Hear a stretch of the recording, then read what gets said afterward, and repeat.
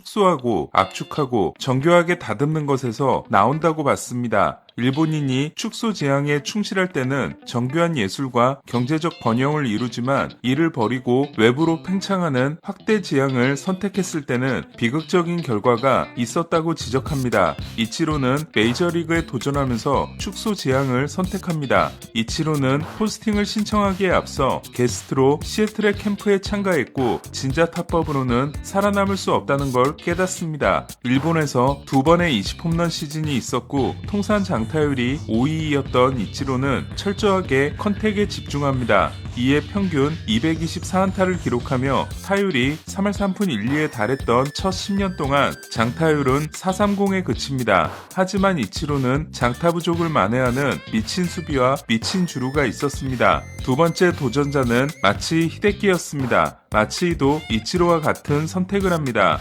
도쿄돔을 쓰긴 했지만 2002년 요미우리에서 50홈런을 쳤던 그는 2003년 양키스에서 16홈런에 그칩니다. 하지만 이듬해 31개를 날렸고 부상이 있었던 시즌을 제외하면 확실한 타점 머신이 됩니다. 마치히는 29세부터 36세까지 첫 8년 동안 WRC 플러스 125를 기록합니다. 하지만 타자 오타니는 축소 지향이 아닌 확대 지향을 선택합니다. 메이저리그에서 살아남기 위해 스윙을 줄여야 했던 선배들과는 다른 재능이었습니다. 본격적인 오타니 이야기에 앞서 메이저리그의 최근 흐름을 짚어보겠습니다. 지난해 루이스 아라에스는 96%의 컨택률이 압도적인 1위였습니다. 100번 스윙을 하면 헛스윙이 4번으로 메이저리그 평균은 77%였습니다. 4년 연속 타격왕은 무산됐지만 타율은 여전히 높았고 181안타는 바비히트에 이어 메이저리그 2위였습니다. 하지만 아라에스는 큐오를 받지 못했고 1년 1200만 달러 계약에 그쳤습니다. 수비와 주루가 마이너스인 것도 있지만 공격 생산성이 떨어지는 그냥 타율만 높은 타자였기 때문입니다. 출루율과 장타율을 더하면 되는 OPS는 요술지팡입니다. 이후 개발된 더 정밀한 지표들이 있지만 단순한 계산이 가능한 지표 중 실제 득점 생산력과 대단히 높은 연관성을 보여줍니다. 빌리빈 단장의 오클랜드를 통해 머니볼 야구, OPS 야구가 대세가 된 이후 약한 컨택보다는 헛스윙이 낫다는 게 메이저리그의 믿음입니다. 투스트라이크에 몰리기 전까지는 헛스윙을 하면 다음 기회가 있지만 약한 컨택에 타구를 만들면 운이 좋아야 단타가 됩니다. 지난해 145명의 규정 타석 타자 중 컨택률이 낮은 순서로 1위가 저지, 4위가 오타니, 6위가 슈아버였던 것은 헛스윙과 삼진이 많더라도 강한 타구를 많이 만들 수 있고 투수에게 공포감을 심어줘 볼넷을 많이 얻어내는 것이 단타 머신이 되는 것보다 훨씬 가치 있다는 걸 알려줍니다. 물론 아라에스가 위트의 스피드를 가지고 있었다면 평가는 달랐을 것이고 성구안이 동반되지 않은 장타 오리는 공갈포로 가는 지름길이 될 수 있습니다. 지난해 장타는 9위였지만 컨택이 1위였던 토론토의 돌풍은 장타와 컨택 사이의 균형이 중요하다는 걸 증명해준 사건이었습니다.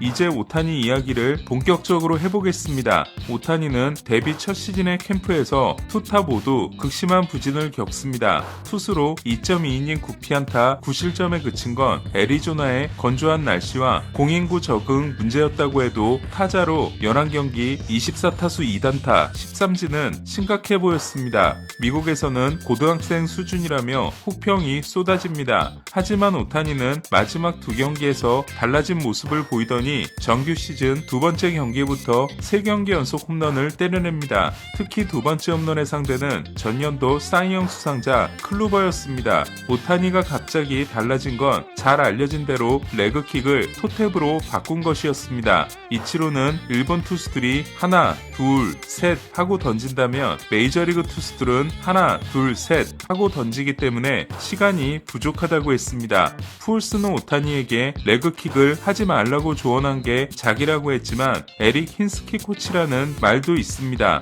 오타니가 미쳤던 부분은 고교 시절부터 일본을 떠날 때까지 한 번도 해본 적이 없던 토탭에 바로 다음날 적응했다는 겁니다. 하지만 오타니에게는 다른 중요한 변화도 있었습니다. 지금 보시는 사진은 오타니의 시범 경기 초반 모습으로 왼 팔꿈치가 오른 팔꿈치와 거의 수평을 이루고 있습니다. 반면 지금 보시는 사진은 토탭으로 바꾸고 나서로 왼 팔꿈치가 높게 들려져 있음을 알 수 있습니다. 다시 전체 사진으로 돌아가서 레그킥을 했을 때는 왼 팔꿈치의 높이가 높지 않았지만 토탭으로 바꾸고 나서는 왼 팔꿈치가 높게 들려져 있음을 알 수 있습니다. 토탭은 레그킥보다 파워가 줄어들 수 있는데 오타니는 왼 팔꿈치를 올리는 것으로 파워를 보충했습니다. 플라잉 엘보라 불리는 이러한 동작은 과거에는 금기시됐습니다. 팔꿈치가 너무 들리면 배트가 몸에서 멀어져 스윙이 퍼져나온다는 지적이었습니다. 골프에서는 슬라이스의 원인으로 지목되는 동작이었습니다. 하지만 최근 메이저리그에서는 플라잉 엘보를 사용하는 선수가 많습니다.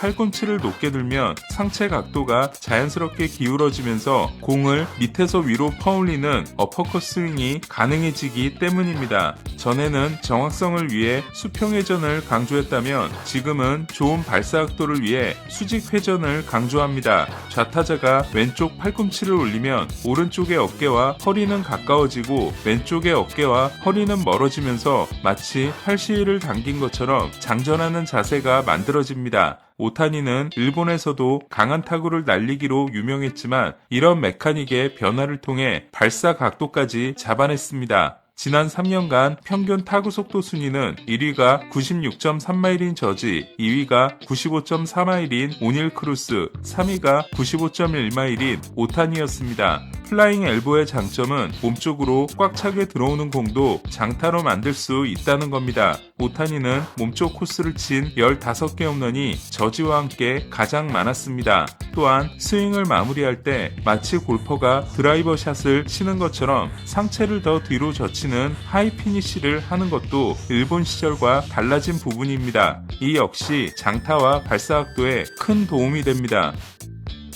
오타니가 더 놀라운 건 메이저리그에서 확대 지향을 했음에도 지난 3시즌의 타율이 같은 기간 메이저리그 6위에 해당되는 2할 9푼 8리라는 겁니다. 오타니는 삼진이 많은 편이지만 볼넷을 많이 얻어내 같은 기간 출루율이 저지와 소토에 이어 3위였고 장타율은 저지에 이어 2위였습니다. 2020년까지 OPS가 843으로 폭격하는 수준은 아니었던 오타니가 2021년 이후 990을 기록하며 특히 장타가 크게 늘어난 비결에는 3번의 수술과 그로 인한 근육량의 증가도 결정적입니다. 2018년 10월에 토미존을 받은 오타니는 2019년 시즌 도중 왼 무릎의 슬개골이 선천적으로 갈라져 있는 이분 슬개골임을 알게 돼 수술을 합니다. 그리고 2023년 9월에는 두 번째 토미존을 받습니다. 수술 후 돌아올 때마다 오타니는 벌크업을 하고 등장합니다. 특히 2020년 겨울에 일어난 변화는 몸이 2배가 됐을 정도였습니다.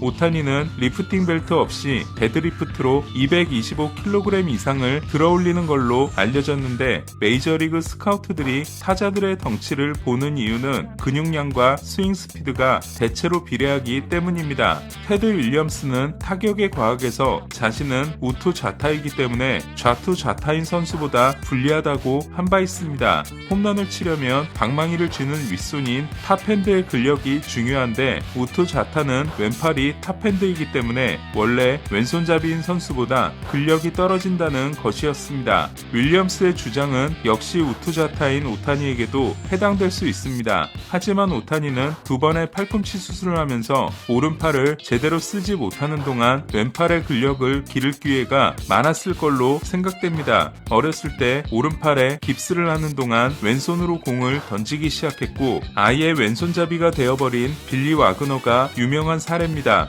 이번 영상을 만들면서 다시 한번 느끼는 건 오타니는 아시아 선수라는 범주에 넣을 수 없는 존재라는 겁니다. 오타니의 아버지는 외계인의 피가 섞인 게 아니냐는 질문에 내가 알고 있기로는 우리 선조 중에는 없다고 했습니다. 다저스는 에반 필립스와 1년 650만 달러에 계약했습니다. 지난해 6월에 토미존을 받은 필립스는 시즌이 끝날 무렵 돌아올 수 있습니다. 로트벳은 또 DFA 됐습니다. 코빈 캐롤과 잭슨 할러데이는 손바닥 갈고리뼈가 부러지는 부상을 당했습니다. 미국 대표팀은 캐롤을 대체할 외야수가 필요해졌습니다. 에런 시발리는 에이스와 1년 600만 달러, 게리 산체스는 미러키와 1년 175만 달러, 조던 몽고메리는 텍사스와 1년 125만 달러에 계약했습니다. 에릭 패디가 화이삭스와 맺은 계약은 1년 150만 달러로 확인됐습니다. 마일스 마이콜라스도 워싱턴과 1년 계약을 맺었습니다.